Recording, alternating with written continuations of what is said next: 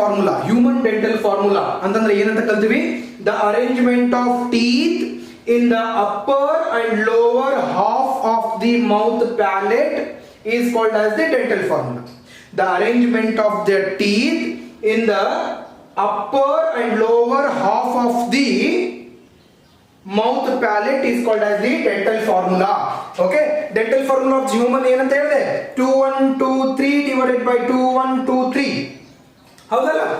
2 ಅಂದ್ರೆ that is 2 incisors, ಈ ಹಲ್ಲುಗಳು, 1 canine, ಈ ಹಲ್ಲು ಕೋರೆ ಹಲ್ಲು, 2 premolar and 3 molars. ಇದು ಮೇಲಿನ ದವಡೆ, ಕೆಳಗಿನ ದವಡೆಯಲ್ಲೂ ಕೂಡ ಇನ್ಸಿಸರ್, canine, premolar and molar. ಇದು ಕೆಳಗಿನ ದವಡೆಯಲ್ಲಿ. ಅರ್ಥ ಆಯ್ತಾ? So this is the dental formula of the human. Adult ಅಲ್ಲಿ ಅಂದ್ರೆ ದೊಡ್ಡವರಲ್ಲಿ, ವಯಸ್ಸಾದವರಲ್ಲಿ. ಇನ್ನು ಮಕ್ಕಳಲ್ಲಿ the dental formula of the child ಏನಿರ್ತದ? ಚೈಲ್ಡ್ ಏನಿರ್ತದೆ? 2 1 2 0 divided by 2 1 2 0 ಅಥವಾ 2 1 0 2 divided by 2 1 0 2 ಅಂತಾನು ಬರೀಬಹುದು. ಇದು ನೀಟ್ ಇಂಪಾರ್ಟೆಂಟ್ ಆಗ್ತದ.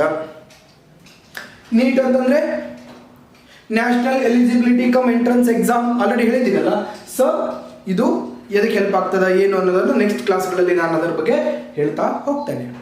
ಓಕೆ, ಸೊ ಈಗ ಏನ್ ಕಲ್ತ್ರಿ? ಮೌತ್ ಅಲ್ಲಿರುವಂತಹ ಟೀತ್ಗಳ ಬಗ್ಗೆ ಕಲ್ತ್ರಿ. ಈಗ ನೆಕ್ಸ್ಟ್ ಮೌತ್ ಮತ್ತೆ ಏನದಪಿ? ಟಂಗ್ ಅದ. Okay, let us study about the tongue. Tongue is the muscular organ. ನಾಲಿಗೆ ಅನ್ನುವಂಥದ್ದು ಒಂದು ಸ್ನಾಯುಯುಕ್ತ ಒಂದು ಅಂಗಾಂಶ, ಸ್ನಾಯು ಅಂಗಾಂಶದ್ದು. ಏನು? The tongue is the muscular organ which is helpful for the sensing the taste. Okay, so ಸ್ನಾಯುಯುಕ್ತ ಒಂದು ಗ್ರಂಥಿಯಲ್ಲಿ which is helpful for the tasting the taste, which is helpful for sensing the taste. ಯಾವ taste ಗಳನ್ನ ಅದು ಗ್ರಹಿಸ್ತದ? Okay, it senses the bitter taste at the posterior part of the tongue. ನಾಲಿಗೆ ಹಿಂಭಾಗದಲ್ಲಿ bitter taste. bitter ಅಂತಂದ್ರೆ ಕಹಿ ಅಂತೀವಿ, ಕಹಿಯನ್ನ. ಅದಕ್ಕೆ ಗುಳಿಗೆ ನುಂಗುವಾಗ ಕಹಿ ಇರ್ತದೆ, ನಾಲಿಗೆ ಮೇಲೆ ಇಟ್ಕೊಂಡಾಗ ಅನ್ಸಂಗಿಲ್ಲ. ನುಂಗುವಾಗ ಕಹಿ ಆಗಿರ್ತದೆ. ಯಾಕೆ? The tongue senses the bitter at the posterior part, ಅಂದ್ರೆ ಹಿಂಭಾಗದಲ್ಲಿ. Middle lateral side, middle lateral side, ಮಧ್ಯದ ಪಾರ್ಶ್ವ ಭಾಗದಲ್ಲಿ. ಯಾವುದು? That is ಸೋರ್. ಸೋರ್ ಅಂತಂದ್ರೆ ಏನಂತೀರಿ? ಹುಳಿ ಅಂತೀರಿ. ಸೋರ್ ಅಂತಂದ್ರೆ ಹುಳಿ. ಓಕೆ, ಅಂಡ್ ಸಾಲ್ಟಿ, ಉಪ್ಪು. ಉಪ್ಪು at the front lateral side, ಅಂದ್ರೆ ಮುಂಭಾಗದ ಪಾರ್ಶ್ವ ಭಾಗದಲ್ಲಿ ಉಪ್ಪನ್ನ ಅದು ಸೆನ್ಸ್ ಮಾಡ್ತದ. ಅಂಡ್ ಸ್ವೀಟ್ ಅನ್ನ, ಸಿಹಿಯನ್ನ ಅದು ನಾಲಿಗೆ ಮುಂಭಾಗದಲ್ಲಿ ಗ್ರಹಿಸ್ತದ. Okay, this is very important for the NEET. ಇದು ನೀಟ್ಗೆ ಬಹಳ ಇಂಪಾರ್ಟೆಂಟ್ ಇದು. ಅರ್ಥ ಆಯ್ತಾ? Okay, so the tongue it is attached to the lower floor of the mouth with the help of the structure called as the frenulum. ನೋಡು, ನಾಲಿಗೆಯನ್ನ ಮ್ಯಾಗೈತ್ರಿ, ಅವಾಗ ಕೆಳಭಾಗದ ದವಡೆಗೆ ಅಂಟುಕೊಂಡದ, ಅಲ್ಲೊಂದು ಸ್ಟ್ರಕ್ಚರ್ ಅದ, ಅಂಟುಕೊಂಡಂತ ಒಂದು ಚರ್ಮ ಅದ.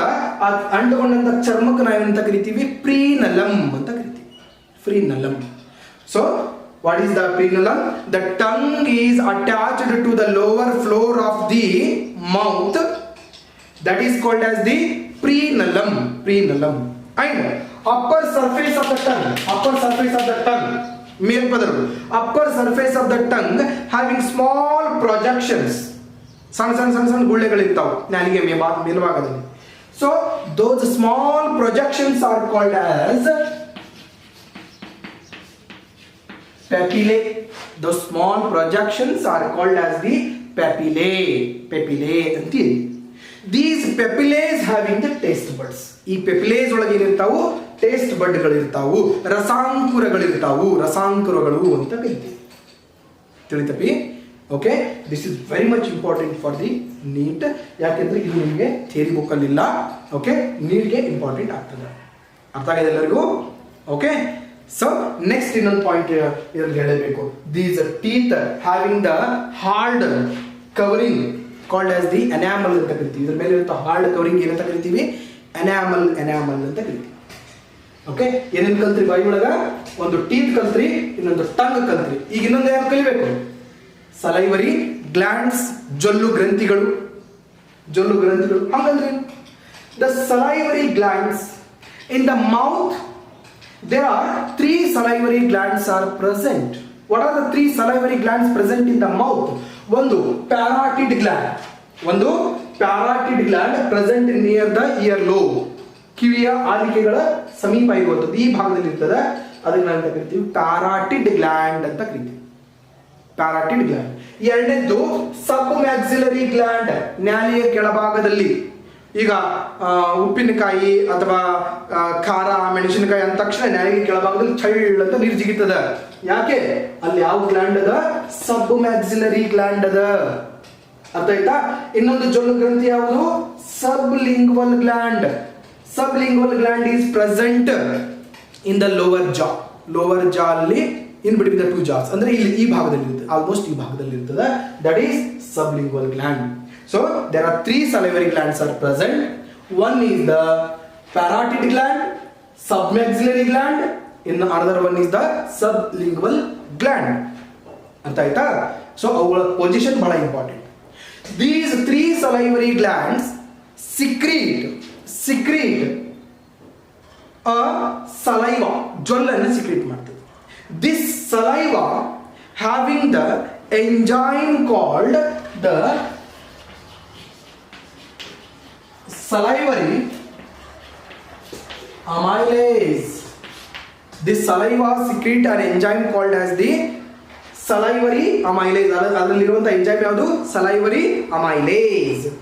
This salivary amylase, it is antibacterial in nature.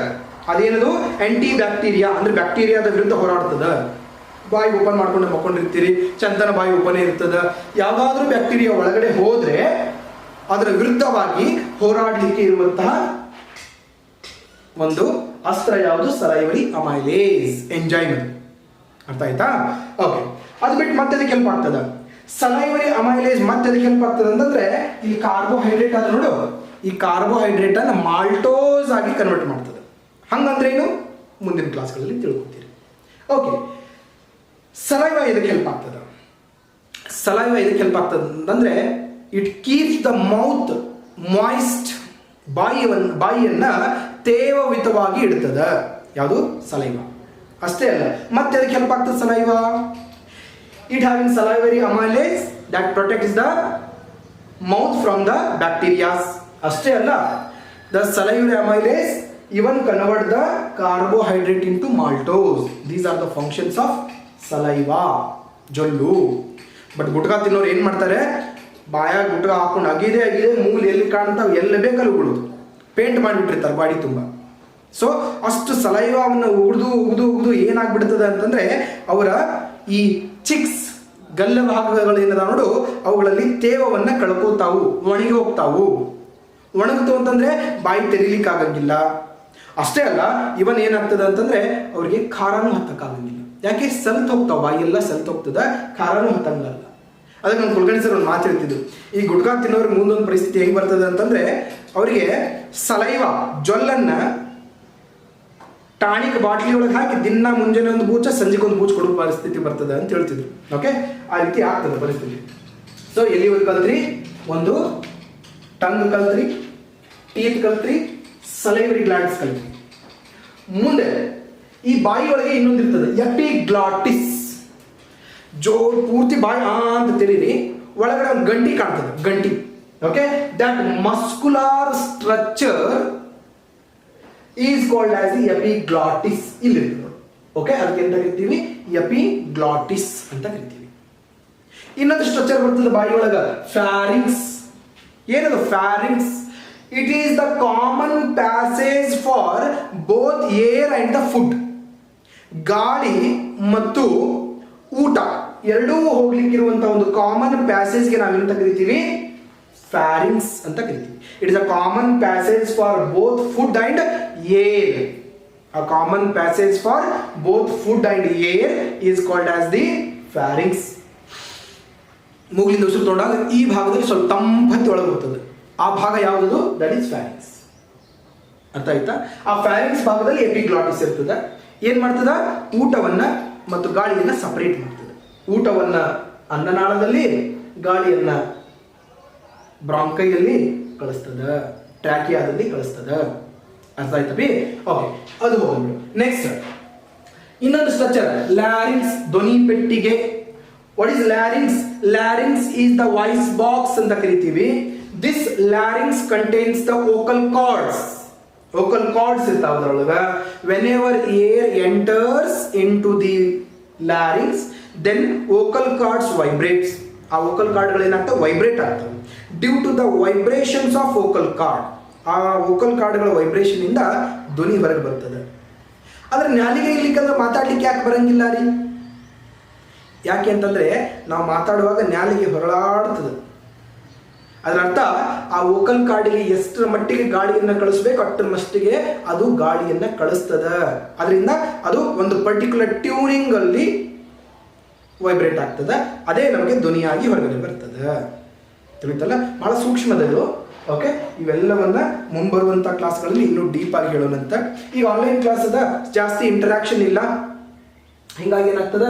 So ನಾವು ಹೇಳೋದು ನೀವು ಕೇಳೋದು ಅಷ್ಟೇ ಆಗ್ತದೆ. ಆದ್ರೂ ನಿಮ್ಗೆ ಏನಾದರೂ ಡೌಟ್ ಬಂತಂದ್ರೆ ನನ್ನ ಪರ್ಸನಲ್ ನಂಬರಿಗೆ ಕಾಲ್ ಮಾಡ್ಬೋದು, ಇಲ್ಲ ಅಂತಂದ್ರೆ ವಾಟ್ಸಪ್ ಅಲ್ಲಿ ಮೆಸೇಜ್ ಮಾಡ್ಬೋದು, ಇಲ್ಲ ಅಂತಂದ್ರೆ ಈಗಾಗಲೇ ಆನ್ಲೈನ್ ಕ್ಲಾಸಲ್ಲಿ ಡೈರೆಕ್ಟ್ ಆಗಿ ಕ್ವಶನ್ ಕೂಡ ಕೇಳ್ಬೋದು. ಎಷ್ಟು ಕ್ವಶನ್ಸ್ಗಳನ್ನ ಕೇಳ್ತಾ ಹೋಗ್ತೀರಿ ಅಷ್ಟು ಪರ್ಫೆಕ್ಟ್ ಆಗ್ತಾ ಹೋಗ್ತೀರಿ.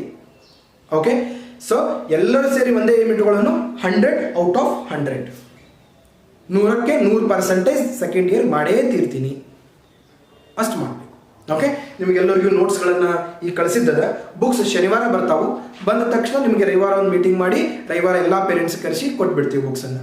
ಓಕೆ, ನೀವು ಮನೆಯಲ್ಲಿ ಮತ್ತೆ ಇನ್ನೂ ಚೆನ್ನಾಗಿ ಸ್ಟಡಿ ಮಾಡ್ಬೋದು. ಓಕೆ, ಇವತ್ತಿನ ಕ್ಲಾಸಿನ ವಿಡಿಯೋ ನಿಮಗೆ ಈಗ ಕ್ಲಾಸ್ ಮುಗಿದ ತಕ್ಷಣ ನಿಮ್ಗೆ ಏನು ಸಿಗ್ತದೆ ಅಂತಂದರೆ ಯೂಟ್ಯೂಬಲ್ಲಿ ಕೂಡ ಸಿಗ್ತದೆ. ಅದನ್ನು ನೀವು ನಿಮ್ಮ ಫ್ರೆಂಡ್ಸ್ ಕೂಡ ಶೇರ್ ಮಾಡ್ಬೋದು. ಓಕೆ, ಸೊ ನಿಮಗೆ ಯಾವುದೇ ರೀತಿ ಡೌಟ್ ಬಂದರೂ ಕೂಡ ಕೇಳಬಹುದು. ಅರ್ಥ ಆಯ್ತಾ? Okay, welcome all again. Okay, so ಮತ್ತೆ ನೆಕ್ಸ್ಟ್ ಕ್ಲಾಸಲ್ಲಿ ಮೀಟ್ ಆಗೋದಂತೆ. Okay, thank you.